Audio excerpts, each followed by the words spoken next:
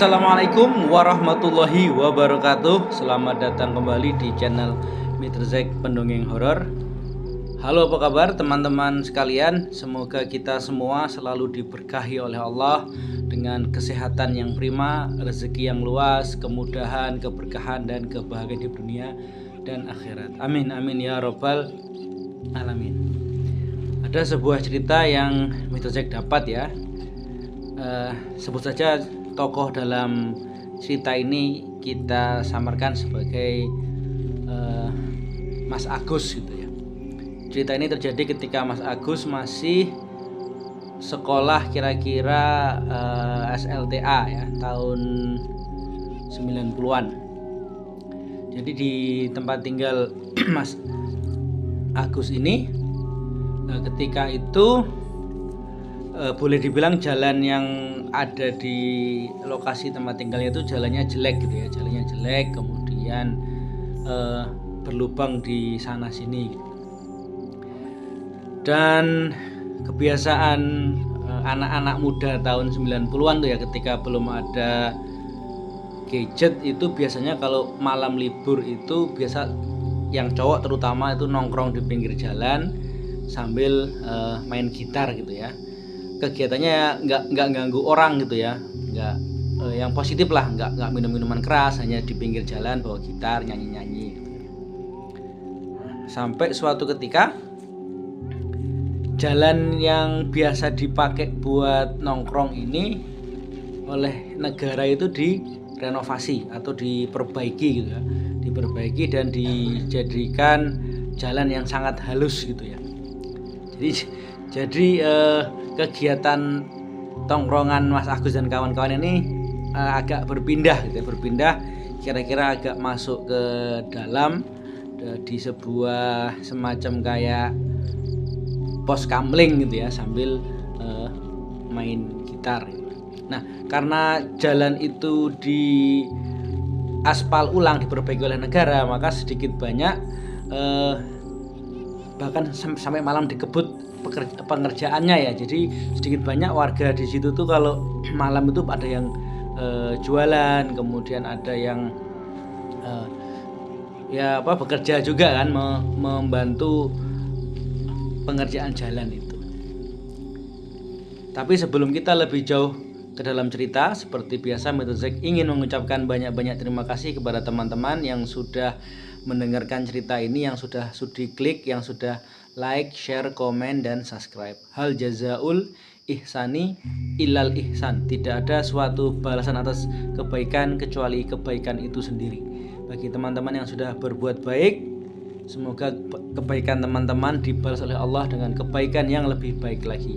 Bagi teman-teman yang mendengarkan tapi belum subscribe, mohon subscribe terlebih dahulu, karena subscribe adalah sebuah kebaikan dan subscribe akan membuat Mr. Zack lebih bersemangat dalam membuat konten horor terbaru. Oke, kita lanjut ke cerita. Nah, jadi pengerjaan jalan itu kira-kira sekian bulan dan ketika pengerjaan ya pasti ada sisi plus dan sisi minusnya ya. Sisi plusnya ya jalan jadi halus ya, aspalnya halus seperti jalan tol, kemudian warga masyarakat sekitar itu sedikit banyak mendapat penghasilan, ada yang jualan, ada yang ikut bekerja sebagai kuli atau tukang gitu ya. Tapi sisi minusnya bisa jadi karena debu, kemudian jalanan menjadi macet dan agak memutar, dan salah satunya adalah tongkrongan dari Mas Agus ini agak menjauh karena debu dan jalan itu diperbaiki. Sampai kemudian kira-kira setengah tahun ya, jalan itu sudah selesai ya, sudah aspalnya mulus, kemudian diberikan penerangan jalan dan sebagainya. Maka Mas Agus dan kawan-kawan ini kembali nongkrong di situ gitu ya. Apalagi setelah jalannya diperhalus, diperlebar, itu arus lalu lintas semakin banyak gitu ya. Tapi di sisi lain kalau malam itu disalahgunakan oleh orang-orang yang tidak bertanggung jawab untuk ajang kebut-kebutan liar ya, untuk ajang kebut-kebutan liar. Nah, Mas Agus ini adalah orang yang boleh dibilang warga sekitar dan termasuk Mas Agus itu adalah orang-orang yang nggak suka kebut-kebutan ya. Paling kalau hari libur, malam libur gitu, besok libur, paling main gitar gitu ya. Kalau nggak main gitar ya nongkrong di pinggir jalan itu dengan kegiatan yang positif ya, entah main catur, entah sekedar ngobrol, entah apa ya, main gitar gitu ya. Jadi kegiatan positif. Nah, dengan adanya ajang kebut-kebutan ini juga sedikit banyak mengganggu warga sekitar gitu ya. Nah, menurut narasumber ini Mas Agus, rumahnya itu juga tidak jauh dari jalan yang baru diaspal tersebut ya. Jadi kadang kalau malam itu ya bising gitu ya, bising suara motor yang kebut-kebutan, bising suara motor yang balap-balap liar. Sampai suatu ketika itu Mas Agus itu begadang gitu ya, begadang sama teman-temannya, sama sesama pemuda kampung itu, begadang dengan positif ya. Ada 2 orang temannya main catur, ada yang main kartu. Nah Mas Agus tuh main gitar tapi terganggu oleh suara kebut-kebutan gitu ya. Lagi pula kan banyak asap dan banyak debu gitu. Karena terganggu dengan suara bising mesin dan debu atau apa asap kendaraan, maka nongkrong di pinggir jalan ini pindah ke pos kampling yang biasa dipakai ketika jalan dibetulkan dulu gitu ya. Jadi sambil mereka menggerutu, sambil mereka ngomel-ngomel itu pindah gitu ya. Karena pernah istilahnya diingatkan oleh warga sekitar, ternyata itu adalah warga dari luar dan hampir menjadi salah paham dan hampir menjadi tawuran antar kampung gitu ya. Jadi artinya sudahlah, biar aja lah ya. Jadi Mas Agus dan teman-temannya ini sambil pindah tongkrongan tuh sambil ngomel-ngomel gitu ya. Oke, kira-kira jam di pos kampling itu menunjukkan pukul 1:30 ini mereka sudah pada ngantuk ya. Walaupun besok libur ya, sudahlah pulang masing-masing gitu. Kira-kira ada sekitar 6 sampai 7 orang yang nongkrong gitu ya. Ketika 1:30 pagi itu menuju pulang ke rumah ya, itu kan masih terdengar suara balapan liar. Nah, tiba-tiba ada suara seperti benturan ya, berdecit, kemudian seperti suara tabrakan dan kecelakaan gitu ya. Jebret, buar ya. Ininya seperti itu. Nah, karena tadi kan sudah menggerutu, karena sudah ngomel-ngomel, karena istilahnya terganggu ketika main gitar di pinggir jalan ya. Jadi mereka semua pada bersorak gitu ya, pada mensyukuri atau bahasa Jawanya nyukurke gitu ya. Rasain lo jatuh kecelakaan juga gitu ya. Nah, karena suara benturan keras itu, warga-warga yang lain termasuk tetua-tetua kampung ya, seperti Pak RT, Pak RW dan sebagainya itu keluar gitu kan ya. Nah, Mas Agus dan kawan-kawan ini akhirnya ketiban sial juga gitu ya. Sebenarnya mereka sudah sebel dengan para pembalap liar ini dan sudah ngantuk juga mau pulang, tapi karena mereka kecelakaan dan ada tokoh-tokoh kampung ya, Pak RT dan ya orang yang dituakan itu mau nolong gitu. Jadi Mas Agus yang sudah mau pulang itu dipanggil lagi sama Pak RT gitu ya. Ini tolong, masuk ada orang kecelakaan nggak ditolongin, minimal dipinggirkan dulu gitu ya. Nah, Mas Agus ini naruh gitarnya, kemudian kembali ke jalan raya, gotongan sama temannya gitu ya. Itu nggak tahu apakah meninggal di tempat atau masih hidup, tapi yang karena gelap gitu ya, gelap remang-remang, yang jelas basah darah di mana-mana. Nah, Mas Agus ketika membawa salah satu korban balapan liar ya, kalau nggak salah ada 3 atau 4 kendaraan ya, jadi sekitar 3 sampai 4 orang yang terkapar di pinggir jalan, dibawa lah dipinggirkan ke pinggir jalan. Nah, cuman dalam hati Mas Agus ini ngomel-ngomel gitu ya, ngomel-ngomel, kalau di bahasa Indonesia kan mungkin rasain lo ya, mampus balap-balap liar ya, ternyata mati juga gitu ya, udah mati nyusahin juga gitu ya, sudah mati bikin susah nyusahin orang gitu. Jadi intinya dia memaki-maki korban kecelakaan itu. Oke, sudah selesai, kemudian dipanggilkan yang berwajib gitu ya, ada, karena zaman tahun 90-an ya, masih jarang telepon genggam. Jadi ada warga yang naik sepeda motor ke kantor polisi, datanglah yang berwajib. Nah, karena tidak mau ribet-ribet gitu ya, Mas Agus ini pulang ya. Begitu sampai rumah dia kaget karena memang kaget, tadi kan gelap ya, gelap walaupun ada lampu tapi masih remang-remang. Begitu sampai ke dalam rumah yang lampunya terang, itu Mas Agus kaget karena badannya itu penuh dengan darah ya, darah orang yang tadi dia tolong dari aspal dipinggirkan ke jalan gitu ya. Sambil ganti baju sambil ngomel-ngomel juga gitu ya. Memang nyusahin, orang udah mati kecelakaan nyusahin, besok bajunya amis dan sebagainya. Dia ngomel ngomel sepanjang malam itu ya. Singkat cerita, setelah berganti baju, bersih-bersih, baju yang bekas nolong orang itu ditaruh di ember tersendiri, direndam air gitu ya untuk dicuci gitu ya, sambil ngomel-ngomel juga ya. Kira-kira tidur ya jam 2:30 lah baru tidur. Nah, keesokan harinya ya, karena warga kampung kan sudah tahu semua tentang kecelakaan itu, karena Mas Agus ini setelah nolongan dia pulang, kemudian dia tanya sama orang-orang yang masih ada di lokasi ketika kejadian itu. Nah, dengar kabar dari warga sekitar yang menolong lain itu ada 3 korban memang, kemudian ada yang 1 orang meninggal di tempat dan ada yang 2 itu yang dibawa ke rumah sakit dalam kondisi kritis. Nah, tetap aja kan begitu diberitahu ada yang meninggal ya, umumnya kalau orang mendengar ada berita meninggal kan biasanya bilang innalillahi atau apa ya, turut berduka cita atau apapun lah ya, sebagai bentuk dari sebuah penghormatan. Nah, tapi Mas Agus ini kembali lagi ngomel gitu ya, kalau dalam bahasa Indonesia ya mampus saja rasain gitu ya. Ternyata ya nggak sakti juga, balap-balapan sok jagoan mati juga gitu ya. Nah, karena hari itu hari libur nggak sekolah, jadi Mas Agus ini setelah berkumpul dengan teman-temannya dia main dan sebagainya, dan dia lupa kalau tadi malam merendam baju yang penuh dengan darah yang habis nolong orang kecelakaan itu ya.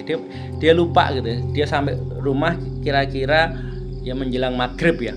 Terus dia lupa belum nyuci gitu ya.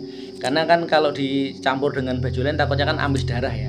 Jadi dia malam atau maghrib itu mencuci baju. Jadi kalau digambarkan tahun 90-an itu rumahnya Mas Agus itu untuk tempat cuci masih di luar ya, ada sumur, kemudian ada tempat cuci ya, belum umum mesin cuci, masih cuci tangan. Setelah dicuci dengan tangan pakai sabun gitu, diucek-ucek, dijemur. Dah seperti biasa lah ya, makan, kemudian makan malam, sholat isya dan sebagainya, nonton TV ya, karena besok kan sudah hari Senin untuk sekolah. Ketika sudah kira-kira jam 9, jam 10 sudah saatnya untuk istirahat ya. Zaman dulu udah jam 10 itu sudah sepi ya. Mas Agus ini tidur. Nah, ketika dia tidur, dia tuh mencium bau bau nggak enak, bau amis seperti amis darah anyir gitu ya.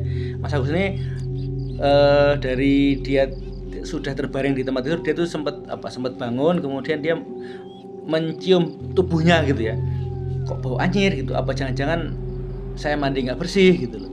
Dia buka bajunya gitu, ya bau keringat biasa, nggak bau anyir, tapi ada bau anyir dari mana gitu. Kalau baju yang tadi dia cuci nggak mungkin kan, karena sudah dicuci sabun, tapi dia merasa bingung kok ada bau anyir gitu. Udahlah, karena besok pagi itu hari Senin harus sekolah, dipaksa tidur ya. Dia dipaksa tidur, dipaksa pejam untuk tidur karena besok pagi harus sekolah. Tapi bau anyir itu tidak hilang, malah tambah antara bau anyir darah, amis darah dengan seperti bau nggak enak gitu ya, seperti bau keringat, bau amis darah, dan ada sedikit bau bangkai. Benar-benar nggak enak gitu. Ketika Mas Agus ini ingin ngecek kedua kalinya, itu tiba-tiba itu lampu mati ya. Itu lampu mati dan Mas Agus kan bangun untuk keluar dari kamar untuk mengambil lilin ya. zaman lilin atau zaman lampu teplok itu. Ketika dia akan bangun, ketika dia menuju ke arah pintu, dia terkaget karena di depan pintu itu ada, walaupun gelap, jadi walaupun gelap itu dia bisa melihat ada sesosok laki-laki dengan badan yang penuh dengan luka ya. Mukanya ada yang seperti tergerus aspal, dengan baju yang robek dan darah di mana-mana gitu ya.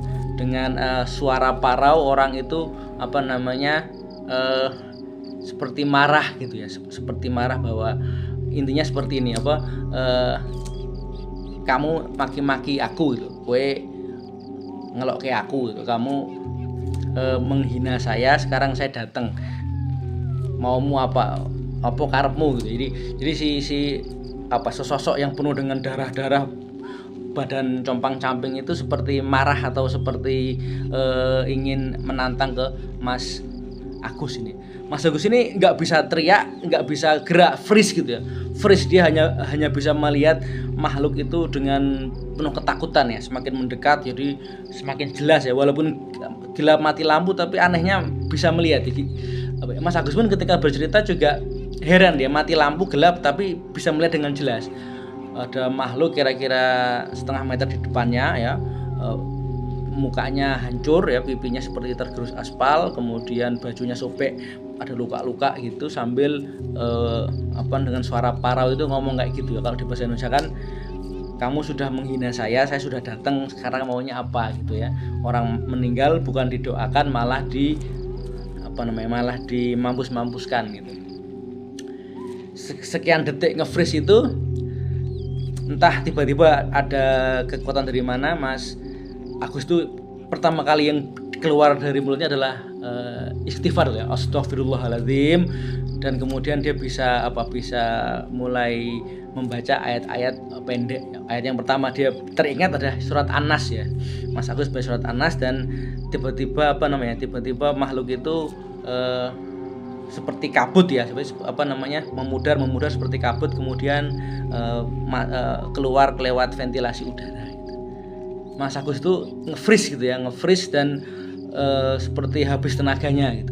Begitu sudah mulai pulih, dia dengan jalan merambat-rambat ya, dengan jalan yang tertatih-tatih, berpegangan pada tembok-tembok, dia mau keluar gitu.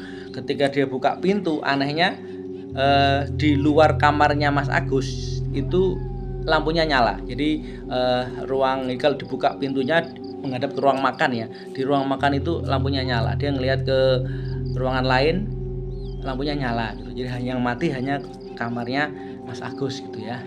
Kemudian anehnya setelah kembali ke kamar dan kemudian kontak itu dinaik turunkan, dicek gitu ya, lampunya nyala lagi. Dan sepanjang malam itu akhirnya Mas Agus pindah tidur ke kamar saudaranya gitu ya, bawa sarung, kemudian dia istighfar sepanjang malam. Nah, keesokan harinya ketika setelah selesai sekolah, dia tanya ke temannya yang sama-sama menggotong korban itu ya, kamu tahu nggak yang kita gotong kemarin, yang sempat aku ngedumel, aku maki-maki itu. Oh iya gitu. Ternyata temannya juga didatangi. Temannya juga didatangi, dan temannya juga mengalami hal yang sama. Ketika tidur ada bau amis, kemudian lampu mati, dan didatangi oleh makhluk yang penuh dengan darah dan penuh dengan marah. Katanya orang meninggal bukannya didoakan baik, malah dimampus-mampuskan gitu. Jadi ada sebuah pembelajaran bahwa apapun itu ya, mungkin kita perlu saling menghormati ya. Mungkin walaupun dia salah atau mungkin dia melakukan hal-hal yang tidak pantas, tidak terpuji, kita sebagai makhluk yang beradab, yang sopan, harus tetap mengurusi atau mengurus jenazah dengan sebaik-baiknya ya. Jangan terus menggerutu atau malah mengatain mampus dan sebagainya gitu ya. Wallahu alam bishawab. Baik, demikian cerita untuk malam hari ini. Semoga teman-teman semua terhibur. Sebelum Mitrozek pendongeng horor undur diri, sekali lagi ingin mengucapkan banyak-banyak terima kasih kepada teman-teman yang sudah berkunjung ke channel ini, yang sudah like, share, komen, dan subscribe. Mitrozek undur diri. Wassalamualaikum warahmatullahi wabarakatuh.